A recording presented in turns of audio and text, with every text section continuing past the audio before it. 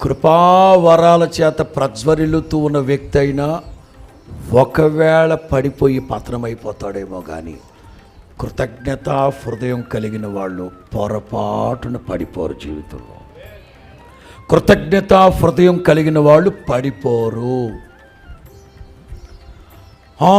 ఏం చేశాడు దేవుడు?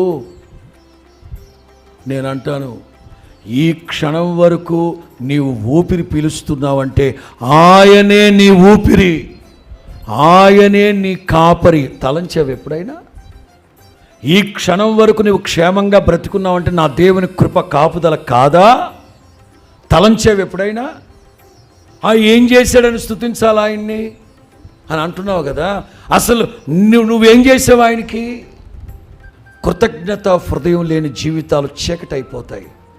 దేవుడంటే ఎవరో తెలిసి దేవునిని దేవునిగా మహిమపరచక ఆ అనుభవాలన్నింటినీ వస్తువుల మీదకి, మనుషుల మీదకి వెళ్ళిపోయింది.